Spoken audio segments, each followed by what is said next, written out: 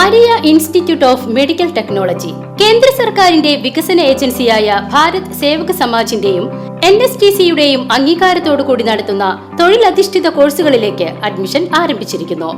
SSLC, +2, VHSC എന്നീ വിദ്യാർത്ഥികൾക്ക് അപേക്ഷിക്കാവുന്നതാണ്.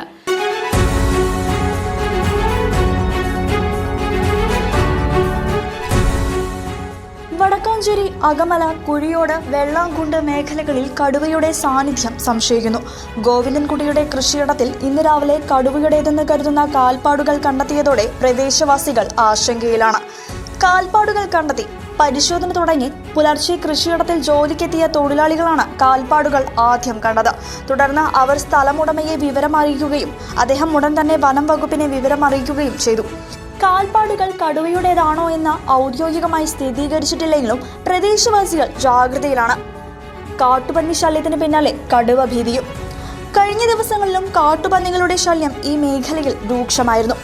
ഇന്നലെയും കാട്ടുപന്നികൾ വന്ന മാങ്കോസ്റ്റിൻ, കവുങ്ങ്, പന തുടങ്ങിയ കൃഷികൾ വ്യാപകമായി നശിപ്പിച്ചതായി റിപ്പോർട്ടുണ്ട്. ഇതിന് പിന്നാലെയാണ് കടുവയുടെ സാന്നിധ്യം സംബന്ധിച്ച ആശങ്കകൾ ഉയർന്നിരിക്കുന്നത്.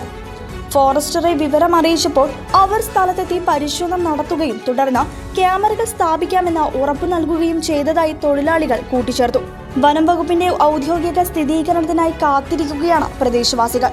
ജനങ്ങളുടെ സുരക്ഷ ഉറപ്പാക്കാൻ അടിയന്തര നടപടികൾ സ്വീകരിക്കണമെന്നാണ് നാട്ടുകാരുടെ ആവശ്യം. News desk CCTV.